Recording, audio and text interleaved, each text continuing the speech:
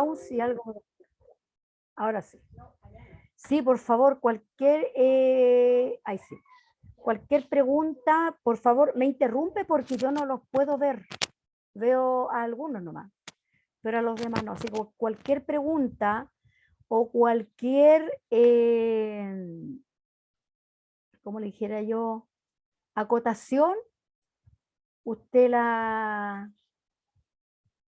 me interrumpe. Abre micrófono y me interrumpe nomás cualquier minuto, no hay ningún problema. Así que partimos, ahí voy a correr un poquito. Ustedes me molestan, así que los voy a correr un poquitito para allá. Ahí sí, ya. La verdadera adoración. Me pidieron que hablara de la verdad, o sea, nos dieron varios temas y a mí me gustó este porque es un tema que siempre me ha llamado la atención por el tema de a veces el poco entendimiento que tenemos al respecto. Vamos a orar primeramente. Hermana Luisa, ¿puede orar? Amén. Padre nuestro que estás en los cielos, en el nombre de Jesús y a través de su Santo Espíritu, en esta tarde estamos delante de tu presencia, porque una vez más, Señor, queremos ir aprendiendo de tu palabra. Oh Dios, gracias por gloria, Señor, por esa disposición, por ese anhelo, Señor, de poder enseñarnos a nosotros. Gracias por ella, Señor, y te pido que esta palabra, oh Dios, quede sellada en nuestros corazones, que tu mano de misericordia y de amor nos bendiga grandemente y que estemos atentos a la enseñanza de tu palabra. Gracias te damos, Padre, en el nombre de Jesús. Amén y amén. Amén.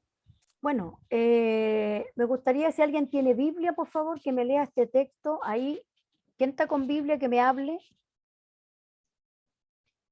¿Alguien tiene Biblia que me hable? Yo tengo Biblia. Amén. ¿Puede leer Juan 14, el 23 y el 24, hermana Minta? A ver, Juan 14. Juan 4. Ya. Juan 4, el 23 y el 24, hermana Minta. Juan. Hoy no lo encuentro. Mateo, Marcos, Lucas, Juan. Así está, Nuevo Testamento. Mateo, Marcos, Lucas y Juan. Allá, Lucas y Juan. ¿Cuál es, mi hermana? Capítulo 4, versículo 23 y 24.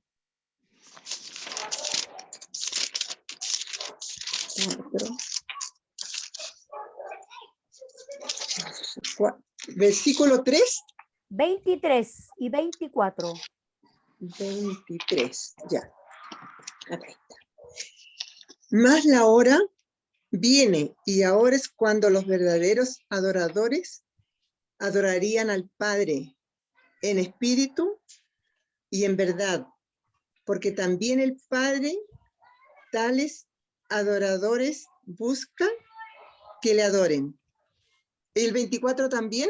El 24 también. Ya. No, Dios es espíritu y los ¿Ya? que le adoran en espíritu y en verdad es necesario que adoren. Amén. Muchas gracias, Amén. hermana Minta. Dios le bendiga. Gracias.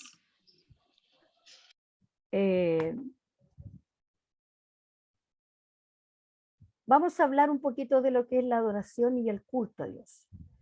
Hay en la especie humana dice una sed y un hambre espiritual que únicamente Dios puede satisfacer, pues el hombre, solo por el hecho de serlo, posee un deseo y anhelo de entregarse a algo más grande que él.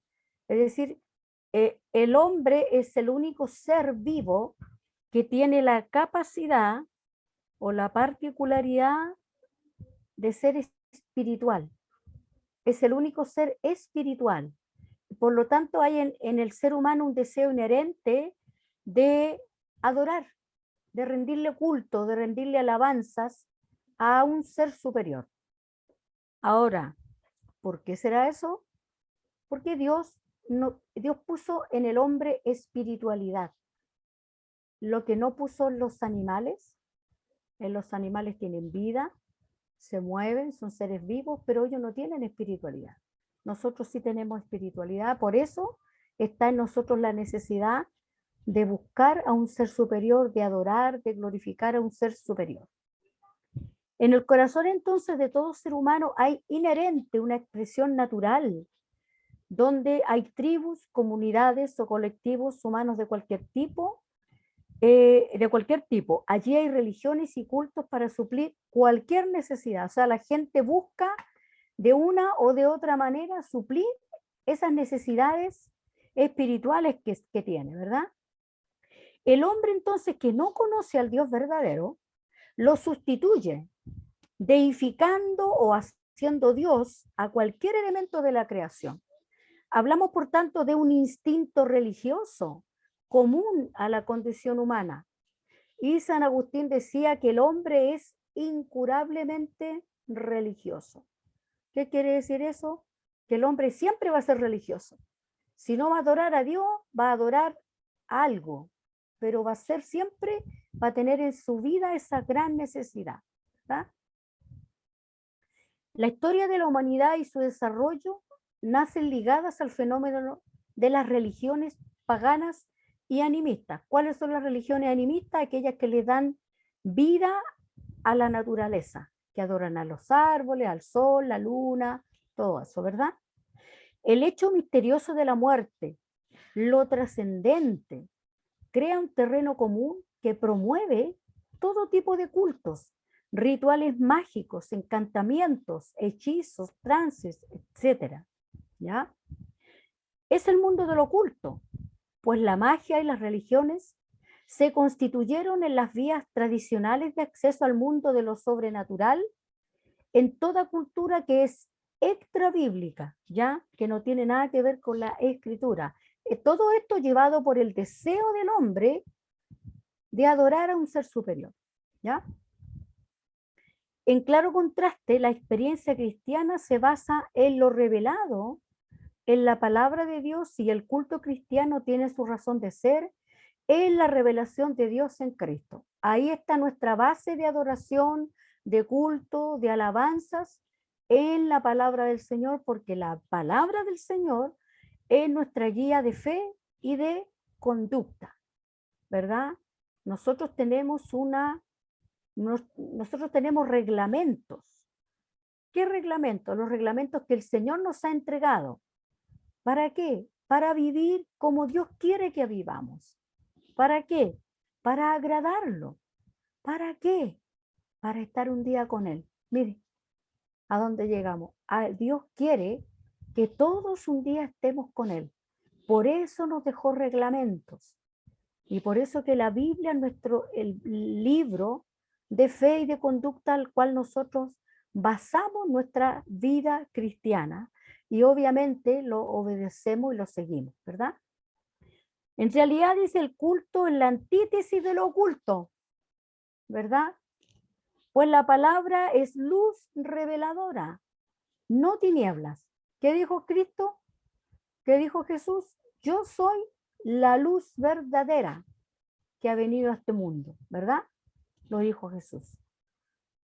Recordamos las palabras del salmista en el Salmo 42 cuando dice: como el ciervo brama por las corrientes de las aguas, así clama por ti, oh Dios, el alma mía. Es muy bonito esta reflexión del salmista, porque sabe usted que el ciervo, cuando bramaba por las aguas, era cuando estaba en peligro. El ciervo, cuando iba arrancando de sus depredadores, el ciervo expele un olor que los depredadores lo sienten y lo pueden pillar con mucha facilidad. Y el ciervo bramaba por agua. ¿Sabe por qué? Porque al meterse al agua se perdía el olor. Entonces los depredadores no lo podían encontrar. Entonces el ciervo bramaba por las aguas, en este caso, como un refugio, como una defensa, ¿verdad? Es bien bonita, es bonito saber dónde el salmista se inspiró para escribir este salmo. Se inspiró allí, en el ciervo, ¿verdad? Arrancando de sus depredadores. La humanidad necesita a Dios, y aunque gran parte de la misma le rechace, esa negación no anula la realidad del vacío existencial que sufre el hombre que vive a espaldas de él, ¿verdad? Es decir, aunque el hombre diga Dios no existe, siempre va a tener ese vacío. Porque, como dice alguien por ahí, o hay un dicho que dice, el vacío que tú tienes en tu corazón tiene la forma de Dios. ¿Por qué? Porque solo Dios lo puede llenar, ¿verdad? Todo ser humano necesita saber quién es decir, tener clara su identidad. Todo hombre necesita reconocer su anhelo de lo metafísico y trascendente, su búsqueda de Dios o de un ser supremo, y todo hombre necesita sentirse parte de algo, relacionarse, saberse en sociedad, porque fuimos hechos para vivir en comunidad, ¿verdad? Identidad, entonces, trascendencia y sociabilidad son pues rasgos característicos de la especie humana y de toda religión. Dice el escritor del libro que yo utilicé, desde el principio el culto tiene el propósito de proveer al hombre del nexo vital imprescindible para recuperar su propia identidad sobrenatural. La ruptura traumática de la transgresión deja al hombre en una situación de precariedad tal que desde entonces busca desesperadamente, ciego y palpando, la restauración de la relación con Dios por la vía religiosa. Y esa solo se puede encontrar a través de la Escritura. Solamente allí, porque ahí están las directrices para encontrar a Dios. Como ya hemos visto entonces, el culto cristiano, la adoración al Dios verdadero, es un auténtico instinto natural que responde al sentido de trascendencia que como seres humanos tenemos. ¿De dónde venimos? ¿Para dónde vamos? Es la trascendencia. ¿Qué pasará después de que nos morimos? ¿Qué hay después? Eso es trascendencia y queremos saber lo que pasa, ¿verdad? El culto entonces es la máxima expresión de la vida cristiana, pues abarca su pasado, su presente y su futuro también. En el culto recordamos la historia de la salvación en el pasado. Manifestamos y confesamos nuestra fe, necesidades y bendiciones presentes y nos esperanzamos con la segunda venida en el futuro. El otro día alguien me preguntaba y me decía, ¿tú crees que Cristo va a venir? Yo le decía, yo sí. Me decía, no, Él no va a venir, ese es un cuento, es mentira, no importa. Aunque todos me digan que no va a venir, yo sigo creyendo que Él va a venir. No sé cuándo, pero la palabra me dice que Él va a venir y yo creo a su palabra. Amén. El tema entonces es de enorme importancia, pues en realidad el culto es el todo de la vida cristiana. Según von Allmen, el culto es nada menos que recapitulación de la historia de la salvación, la epifanía de la iglesia y fin y futuro del mundo. Imagínense ustedes. O sea, el principio y el final de todo. ¿Pero qué es el culto cristiano? El culto a Dios, la adoración, es una de las primeras actividades humanas mencionadas en la Biblia. La encontramos ahí en Génesis. Por tiempo no vamos a leer todos los capítulos, ¿ya? Asimismo, es lo primero que hacen Noé y su familia después del diluvio, bajo la nueva creación, que ofrecen un sacrificio a Dios. Y será la última y única actividad de los redimidos cuando estemos en el cielo. Nosotros fuimos creados para adorar a Dios. Ese es el fin último de la humanidad. Dios nos creó con un propósito. Y el propósito es que nosotros estemos eternamente adorándole a Él. En latín la palabra culto viene de cultus, que significa cultivar, haciendo referencia a alguien. Entonces, culto en el sentido es de preparado o capacitado que practica, trabaja y cuida de algo. Alguien culto, alguien preparado, alguien capacitado. Siempre decimos esta persona es culta.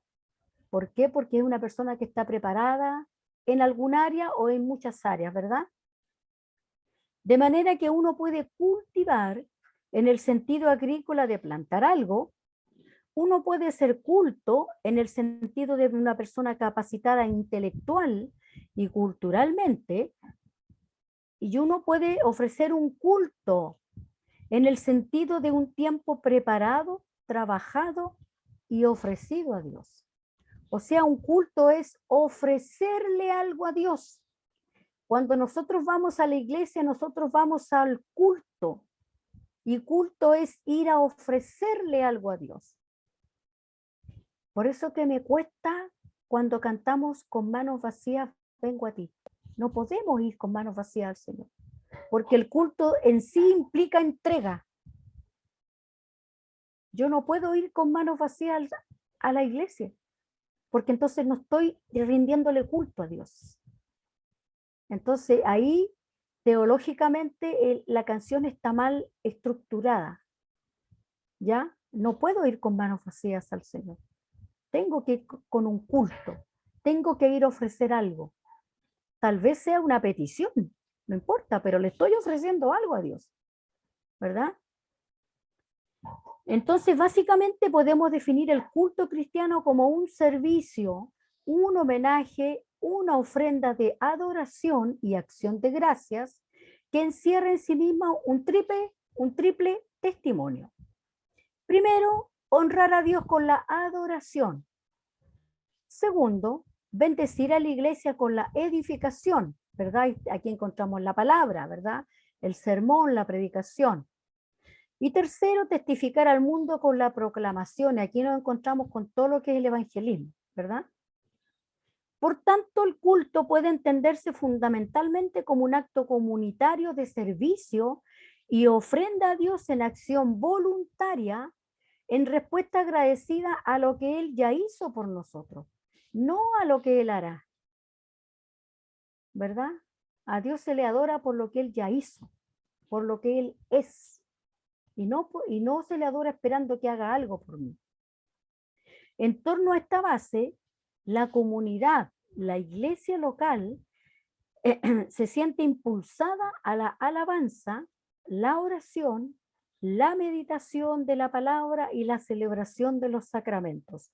¿Cuáles son los sacramentos que tenemos nosotros? La Santa Cena, ¿verdad? Uno de ellos, la Santa Cena, es uno de los sacramentos que nosotros tenemos en la iglesia. ¿Ah? Terminología de culto. En cuanto a los términos griegos usados para referirse al culto dentro del Nuevo Testamento, estudiaremos los propios, así como otras expresiones directamente relacionadas con la palabra culto, cuyo significado, como ya hemos visto, es cultivar o practicar algo, y que bajo un sentido religioso se entiende como un homenaje que se tributa ¿a quién? A Dios. Primero está la palabra latreia, relacionado con latrewo, es un término que hace referencia en principio a un servicio pagado, ¿verdad? En la Biblia se usa en relación con el servicio a Dios, en el contexto del tabernáculo, lo encontramos, ¿no es cierto?, en Hechos 9.1 y en Romanos 9.4, o puede ser Hebreos también 9.1, ¿verdad? Y en relación con el culto racional de los creyentes al presentar nuestros cuerpos en sacrificio vivo. Ruego a Dios, dice Pablo, por tanto, que presentéis vuestros cuerpos en sacrificio vivo, santo, agradable a Dios, que es vuestro culto racional. Es decir, yo entiendo lo que estoy haciendo, ¿verdad? Y también viene de la palabra proscuneo. Este vocablo, en su uso bíblico, debe ser considerado como sinónimo de culto. Su significado es adorar, pero adorar en el sentido de postrarse en reverencia y sumisión a la majestad de Dios. Y aquí está el enlace, ¿por qué yo estoy hablando de culto cuando se supone que tengo que hablar de adoración? Porque culto y adoración finalmente es lo mismo. Se utilizan las mismas palabras para culto y para adoración, ¿verdad? Entonces, el énfasis es el de una adoración ofrecida en total entrega. Adorar tiene el sentido de rendir culto a Dios. Mire, aquí está el enlace justito. Adorar tiene que ver con rendir culto a Dios. El culto que puede darse en el sentido mencionado de inclinarse a tierra, o bien lo contrario, levantar el rostro y las manos hacia Dios reconociendo su santidad y su perfección. Recuerden que si tienen preguntas o una acotación, interrúmpanme nomás, porque como yo les he dicho, no los puedo yo ver a todos, ¿ya? Así que me interrumpen, por favor, ¿ya? Servicio también viene del griego leiturgeo, que quiere decir servicio o ministerio. Se dice del servicio religioso que los levitas prestaban junto con los sacerdotes en el Antiguo Testamento, y también significa ministrar a Dios o a la iglesia. Es decir, significa ministrar a Dios o ministrar a la iglesia. Por eso que el trabajo del levita no necesariamente tiene que ver solo con cantar, porque yo he escuchado muchas veces que dicen, él es levita. El levita, una de sus funciones era cantar y tocar, era una de sus funciones, pero también ayudaba en todo lo que había que hacer en el templo. Imagínese usted en la iglesia, ¿cuántas cosas hay que hacer? Hay que lavar el baño, hay que estar en la puerta, hay que barrer, hay que sacar el polvo, ¿sí o no? Esos trabajos lo hacían los levitas. Así que decir que un cantante es un levita, teológicamente no es correcto, porque es solo parte de la función del levita. Si alguien quiere ser levita, tiene que hacer hartas cosas, hartas funciones, ¿verdad? También viene de esta palabra que es media complicada y que significa etelotreskeia, que es una palabra compuesta de etelo, que quiere decir querer, y treskeia, que quiere decir adoración. Adoración denota un culto y una adoración voluntaria nacida no de las exigencias de la ley, sino de un anhelo personal de buscar y rendir culto a Dios, ¿verdad? No es impuesto, es algo que surge espontáneamente. También significa ofrenda y tiene dos significados. El primero significa traer, o también significa ofrecer, en el sentido de una presentación u ofrenda de dones sacrificiales. Y el segundo vocablo griego se traduce como conducir o llevar arriba. Fíjense que siempre culto o adoración tiene que ver con presentar algo, ofrecerle algo a Dios, ¿verdad? Mencionamos también el vocablo que es un arrodillarse o inclinarse en señal de respeto, ruego y adoración. En este sentido se ajusta a su etimología, que es proscuneo, y pros, que quiere decir hacia, y cuneo, que quiere decir besar, o sea, inclinarse a tierra, ¿verdad? En la Septuaginta, que es la versión griega de la Biblia hebrea, no aparece nunca el vocablo diaconeo para hablar de servicio en el contexto cultural, sino que el vocablo usado es leiturgeo, término técnico del lenguaje sacrificial que hace alusión a los primeros frutos o primicias de algo. Entonces podemos considerarlo un término sinónimo de sacrificio, ¿ya? También se usa la palabra doxa, que en principio significa buena opinión o estimación. Y esto tiene que ver mucho con cuando nosotros decimos Dios te bendiga, porque bendecir significa decir bien de alguien. Cuando tú dices Dios te bendiga, bendecir es decir bien de alguien. ¿Ah? En el contexto bíblico se traduce por gloria, aludiendo a la naturaleza y los actos de Dios. También se puede traducir como honor y majestad, siempre dentro de las cualidades divinas que el hombre se limita a reconocer. Y acá tenemos varios textos que yo le digo por tiempo, no leemos, pero como esto queda grabado, usted puede pedir la grabación y después puede buscar los textos. Amén. ¿Cuál es el propósito del culto? El propósito y objetivo principal del culto cristiano es la adoración. Y adoración al único que la merece, que es Dios, el creador y sustentador de todas las cosas. Dicha adoración debe cumplir asimismo un doble propósito, que es glorificar a Dios y edificar a su iglesia. O sea, la adoración también tiene que ver con la predicación, con la edificación de la iglesia, ¿verdad? Si la adoración es la vocación suprema del hombre y el culto es el trabajo más noble al que el hombre puede aspirar, entonces el culto se convierte en el canal más digno para que tributemos a Dios la adoración que solo Él se merece, ¿verdad? ¿Dónde y cuándo celebrar el culto? En la conversación de Jesús con los samaritanos en Juan capítulo 4, que leía mi hermana ahí Aminta, se ve la preocupación y el enfrentamiento histórico entre judíos y samaritanos. Cuando a la mujer le plantea a Jesús el dilema sobre el lugar correcto de adoración, si es el monte Gerizim, que era el monte de los samaritanos, o Jerusalén, ¿verdad? La respuesta de Jesús en el versículo 21 dice, mujer, créeme que la hora viene cuando ni en este monte ni en Jerusalén adoraréis al Padre. No deja lugar a duda. No debe haber ningún lugar para que pretenda ser centro especial de adoración, como lo puede ser la Meca para los musulmanes o la Catedral de San Pedro para los católicos, en Roma, ¿verdad? El lugar no es lo importante.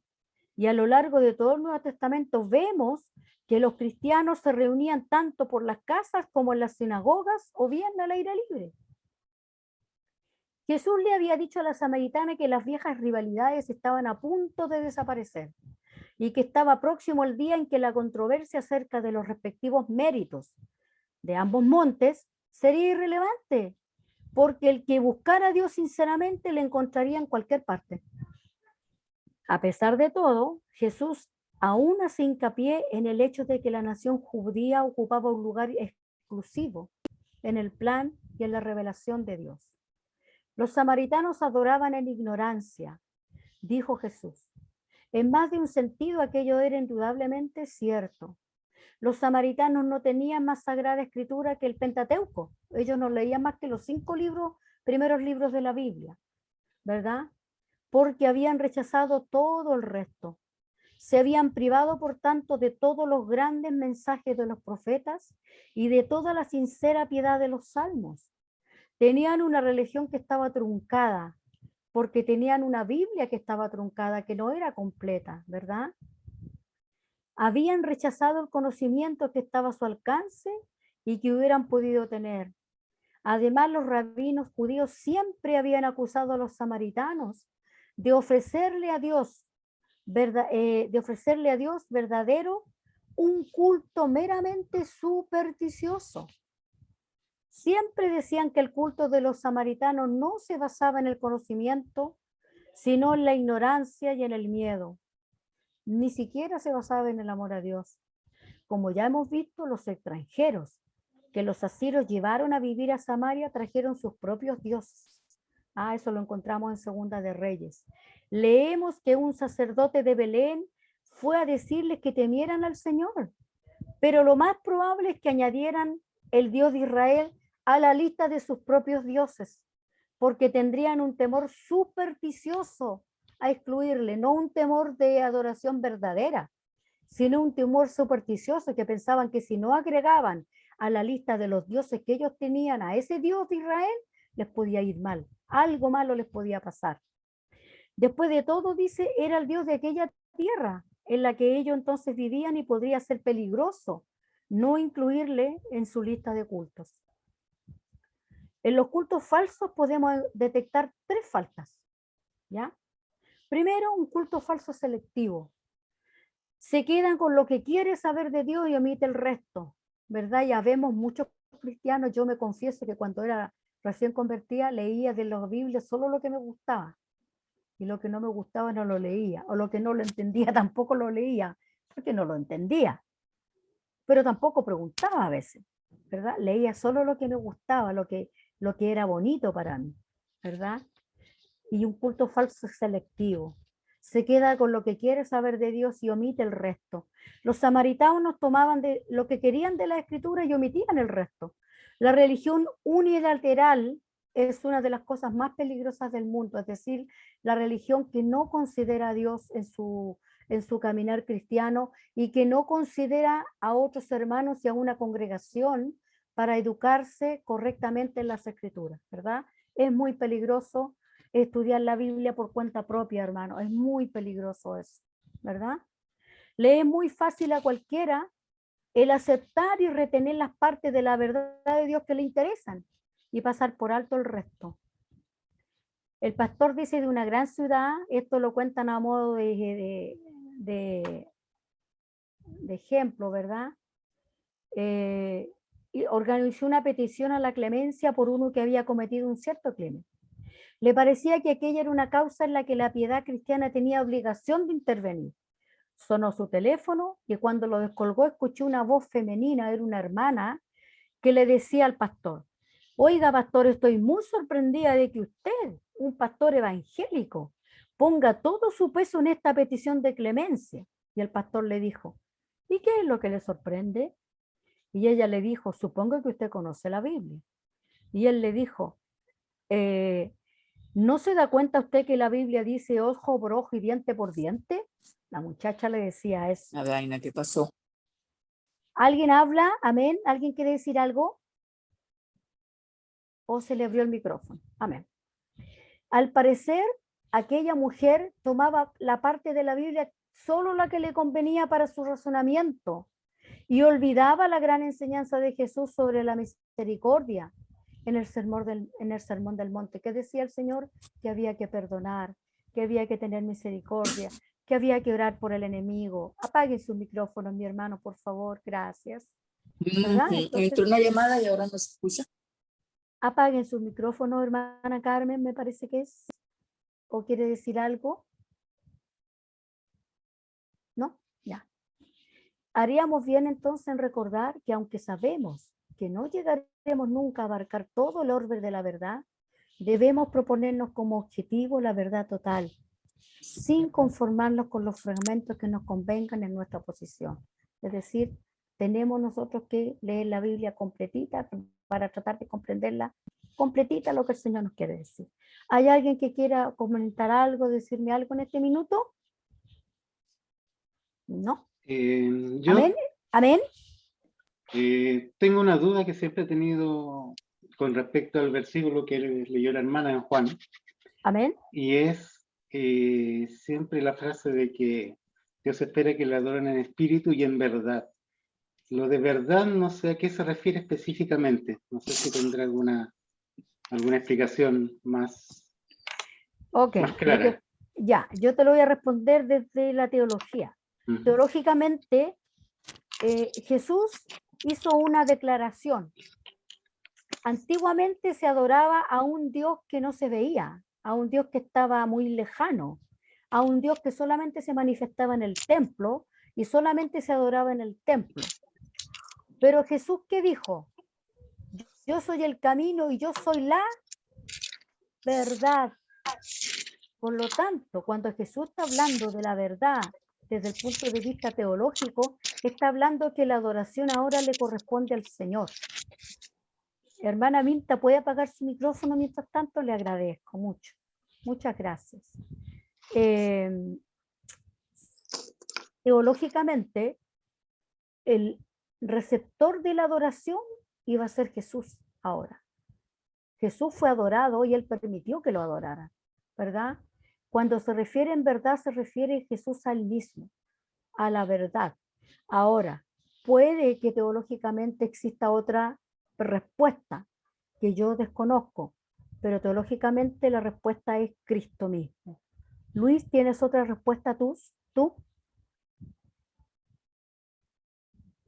Sí, estaba escribiendo ahí, Amén, dale nomás. porque, o sea, es lo que yo leo a simple, sin hacer un Amén. análisis muy profundo.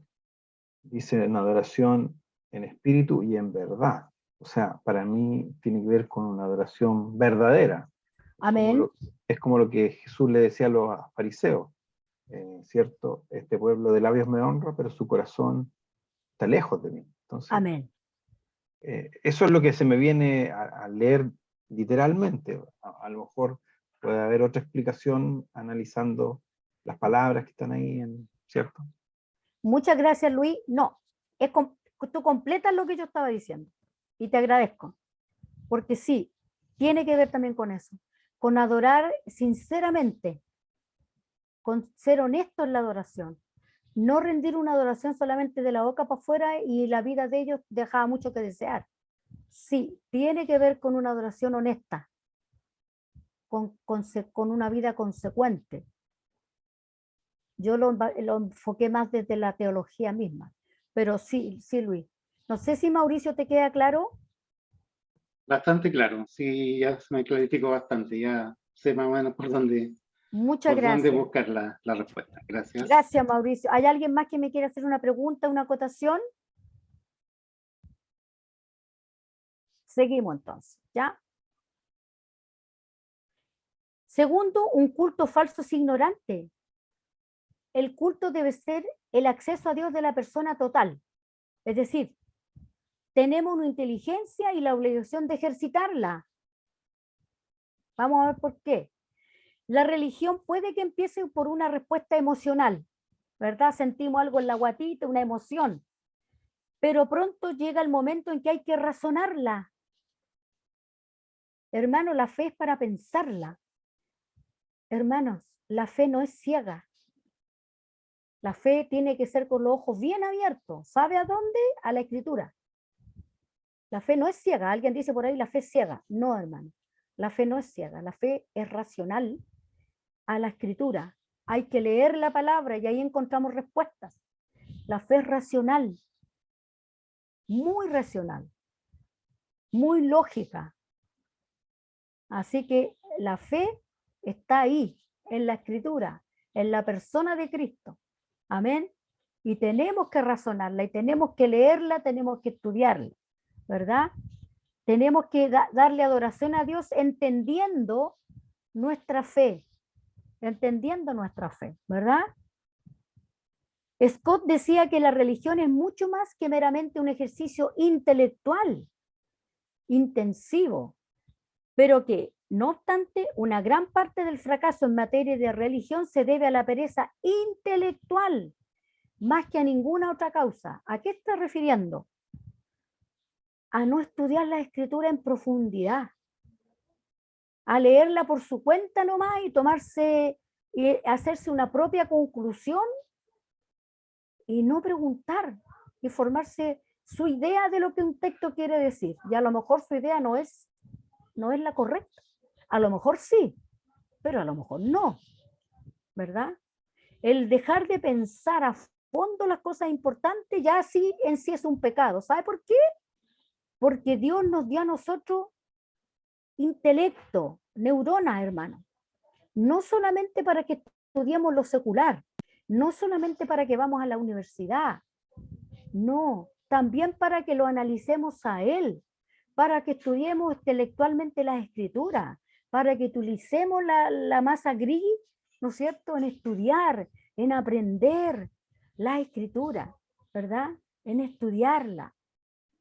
No la lea porque sí, pregunte, júntese a un grupo de estudio, busque un pastor, busque un maestro, pregunte, lea la Biblia, anótela, léala. Siempre la Biblia se lee con un cuadernito y un lápiz.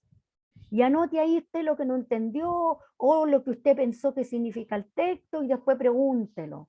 ¿Ya? No se quede con la duda. Que en nuestra iglesia al menos, yo le doy gracias al hermano Luis porque él ha llevado adelante una educación cristiana de lujo, hermano. Nosotros tenemos, si usted conociera otra iglesia, se daría cuenta que tenemos una educación cristiana de lujo en nuestra iglesia. Así que tiene que aprovecharla, aprovéchela. Amén. En último análisis dice una experiencia religiosa no está a salvo hasta que se pueda decir no solo lo que se cree, sino por qué se cree. La religión es también esperanza, pero una esperanza que tiene una razón de ser y que no defrauda. ¿Qué dice Primera de Pedro 3:15? Luis, ¿lo puedes leer? Eso que está en rojo, ¿cierto? Dice, si no os santificad a Dios, el Señor en vuestros corazones, y estad siempre preparados para presentar defensa con mansedumbre y reverencia ante todo aquel que os demande razón de la esperanza que hay en vosotros. Gracias, Luis. ¿Sabe lo que está diciendo? Que cuando usted predique, que cuando usted defiende el evangelio, lo haga con argumentos. Ahí la palabra razón quiere decir, no sé si se ve el puntero, Luis. Ahí, la palabra razón tiene que ver con la mente, con argumentos.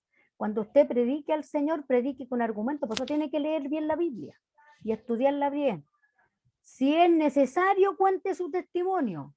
Solo si es necesario, si no, no.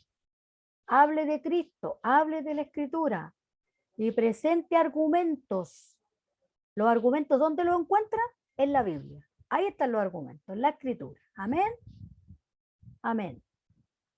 Tercero, un culto falso es supersticioso. Y algunos me dirán, wow, ¿por qué? Porque es un culto que se da no por un verdadero sentimiento de necesidad o por un deseo auténtico de hacerlo, sino solamente porque la persona cree que sería peligroso no darlo. ¡Wow! ¿Por qué? Hay muchas personas cuya religión se funda en una especie de temor impreciso de lo que le podría suceder si no tuvieran en cuenta a Dios. ¿Sí o no? Yo conozco a varios que van a la iglesia porque les tienen miedo de irse al infierno cuando se mueran. Van a la iglesia porque tienen miedo que Dios los castigue si hacen algo malo. O van a la iglesia porque tienen miedo que Dios no les responda una petición que ellos le hagan. Pero no van por amor a Dios. Eso es superstición. Y eso no es una fe verdadera. Eso es un culto falso. Eso es una adoración falsa a Dios. ¿Verdad? Pero la verdadera religión o la verdadera adoración o el verdadero culto se basa no en el miedo, sino en el amor de Dios y en la gratitud por lo que Dios ha hecho por nosotros, que bastante ha hecho. Algunos dicen, hermano, venga Cristo, la salvación es gratis. No, hermano, la salvación no es gratis. Le costó a Dios la vida de Cristo, así que gratis no es. No es gratis. Costó la vida de un ser humano. Humano digo porque Cristo murió como ser humano. Costó la vida del Hijo de Dios. Así que no es gratis. Para usted será gratis, pero tuvo un alto precio, ¿verdad? Demasiada religión de este tipo, ¿no es cierto? No es más que una especie de superstición ritual para esquivar la posible ira de dioses impredecibles. En realidad no están creyendo en el Dios verdadero. Lamentablemente es así. No han conocido al Señor todavía. Porque el que conoce a Dios, hermano, lo sirve por amor, no por miedo. Lo sirve por amor, por gratitud. Y no espera por nada de Dios, solo adorarle y servirle por amor. ¿Qué pasa con la música en el culto? La música acompaña al hombre prácticamente desde su creación. En el contexto bíblico y más concretamente en el cúltico, esta se expresa a través de la adoración y la alabanza. Es un hecho reconocido que la humanidad ha sido creada con la necesidad de alabar y de adorar. Nótese que hay dos palabras distintas. Alabar y adorar. Porque adorar tiene que ver con rendir culto. Cantar es alabar a Dios con cánticos. De la adoración ya hemos hablado, pero ¿qué es alabar? ¿Qué es alabar? En lenguaje sencillo, podríamos decir que alabar es ensalzar y apreciar con entusiasmo los valores de algo. Los hombres que no conocen a Dios desvían su necesidad de alabar, ¿no es cierto?, a otras personas o cosas. Por ejemplo, un técnico cuando fabrica algo alaba lo que hizo, un técnico de fútbol alaba al jugador porque lo formó, en fin, ¿verdad? En el Antiguo Testamento la música impregnaba la vida del pueblo de Israel. Había música y canciones para cada situación y estado personal. Se cantaba durante la recogida de la cosecha, se cantaba por la llegada de la primavera, se cantaba durante las bodas, y se cantaba y hacía música en las cortes y en los palacios, donde había cantores y coros profesionales. Cantores, no levitas, hermano, cantores. Pero sobre todo, y aparte de la vida cotidiana, la vida religiosa del pueblo de Israel estaba frecuentemente acompañada por cantos y músicas de diversos instrumentos. Números 10:10 nos da una idea de cómo la música era usada en los servicios religiosos del templo, formando parte del culto por orden divina. Hermana Luisa, ¿me puede leer este texto en rojo? Hermana Luisa Sepúlveda, ¿está por ahí? Espérate, no tengo la Biblia por acá. No, está escrito ahí en la imagen, el rojo. Espérame un poquito. Ya. Y en el día, espérate, y en el día de vuestra alegría y en vuestras solemnidades y en los principios de vuestros meses tocaréis las trompetas sobre vuestros holocaustos y sobre los sacrificios de paz, y os serán por memoria delante de Dios. Muchas gracias, hermana Luisa, que Dios le bendiga. Pero, ¿se adora a Dios cuando cantamos solamente? Cada vez que nosotros hablamos de adorar al Señor, pensamos en una canción. Cada vez que nosotros hablamos de adorar al Señor, pensamos en un instrumento, en una cuerda, en una tecla de piano, en una batería o en cualquier tipo de instrumento. Cada vez que nosotros hablamos de adorar al Señor, hablamos del domingo o de cualquier servicio. Cada vez que hablamos de adorar al Señor, hablamos de participar de probablemente un DVD cristiano, donde haya mucha música cristiana. Cada vez que hablamos de adoración, se ha transformado y hemos arrinconado el adorar al Señor solo en un área de nuestra vida, que tiene que ver con nuestra voz, que tiene que ver con nuestras emociones, que tiene que ver con lo que sentimos. Pero, a ver, espera un poquitito. Pero no todos los domingos llegamos a la iglesia con el mismo deseo, pues, hermano. Hay días que llegamos con ganas de levantar los brazos, hay días que llegamos con ganas de jubileo, de gritar, de saltar, y otros días no. ¿Significará que ese día no adoramos entonces?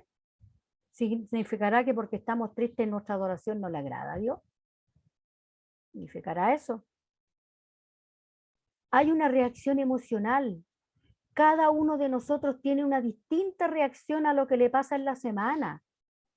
Vemos la adoración de la iglesia como el fin, pero no es así. El adorar en la iglesia no es el fin.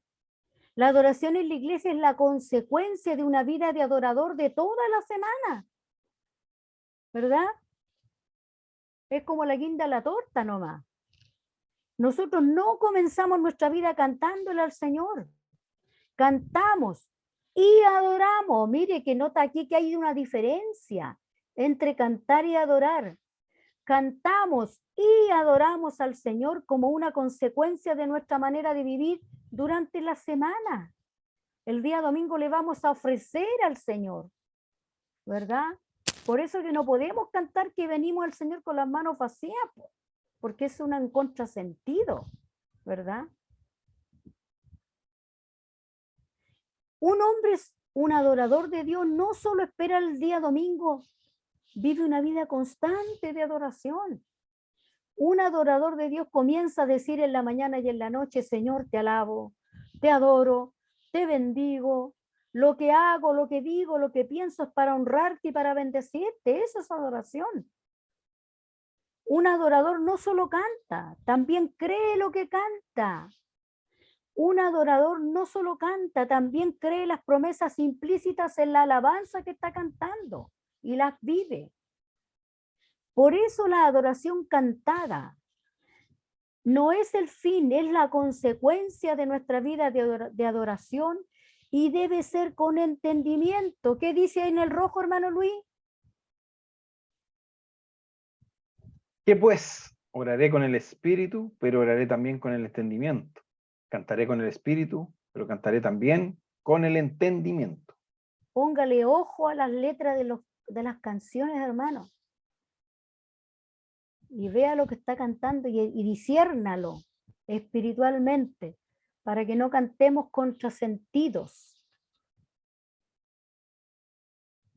Cuando nos levantamos en la mañana, y aunque sepamos que no va a ser un buen día, aunque sepamos que ese día tendremos que pagar muchas deudas y nos quedaremos sin dinero, que tenemos un familiar enfermo, ese no es un buen día. Pero Dios quiere decirnos: yo quiero un adorador que me adore en espíritu y verdad, no solo aquel que canta.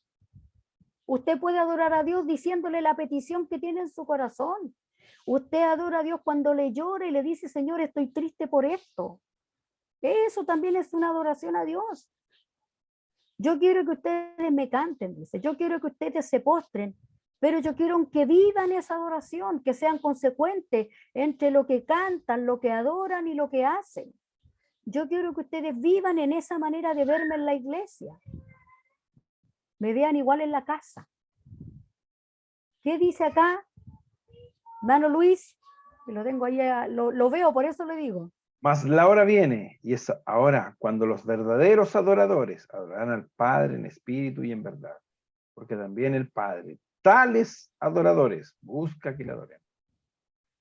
Hay una pura canción que a mí me ha encantado y que dice, mi mejor adoración es entregarte todo mi corazón, es rendir mi vida a ti, la canta Juan Carlos Alvarado. Esa canción es hermosa. ¿Cuál es mi mejor adoración? Obedecerte, hacer tu voluntad. Yo lo estoy diciendo con mis palabras, pero eso es lo que dice la canción. Esa es mi mejor adoración. Hacer tu voluntad, rendirte mi vida a ti. Esa es mi mejor adoración. Entonces, adorar a Dios no es solo cantar. Adorar a Dios es un estilo de vida que lo glorifique en todo durante todos los días de nuestra vida. ¿Verdad? Así que, hermano, que Dios nos ayude, que Dios tenga misericordia de nosotros para que aprendamos a darle la verdadera adoración a Dios y que adorar no tiene que ver solo con cantar. Adorar es un estilo de vida. Amén. Si alguien quiere decir algo, dar una pregunta, una acotación, lo puede hacer, o calle para siempre.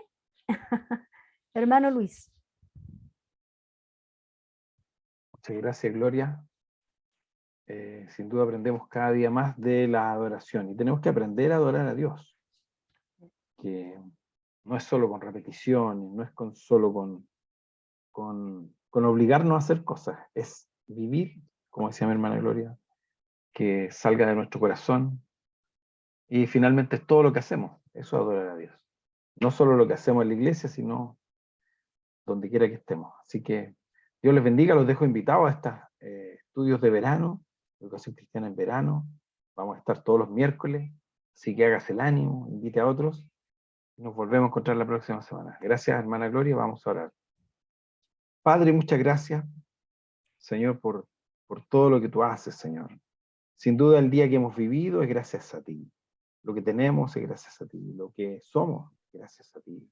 Señor, tú nos ves todos los días. Tú sigues siendo Dios el día de mañana. Sí, Tú sigues con nosotros todos los días. amén. Señor, aunque a veces somos infieles, tú permaneces siempre Sí, Señor. fiel. Señor, en este día te damos gracias por este estudio. Ayúdanos, Señor, a adorarte en espíritu y en verdad. Amén. Adorarte, Señor, con nuestra mente, con nuestro corazón, con Amén. nuestras emociones, Señor, con todo lo que somos, con nuestras Amén. acciones, con nuestra voluntad. Padre, muchas gracias por mi hermana Gloria. Bendice, Señor, estos miércoles que vamos a tener de educación Amén. cristiana. Bendice a los que se conecten. Que esta lección, Señor, podamos tomar Ayúdanos. lo que tú quieres, Señor, Sí, entregarnos Señor. a cada uno de nosotros. Señor, a ti sea la gloria y la honra. Bendice a cada uno de los conectados y la iglesia Shalom, Señor, bendícela. Bendice a sus líderes, a sus pastores. En nombre de Jesús. Amén. Y amén. Amén. Que Dios les bendiga, tengan un buen Muchas gracias. descanso. Dios te bendiga, Gloria. Chau, chau. Dios le bendiga, hermana Mirta. Chao. Bendiciones a todos.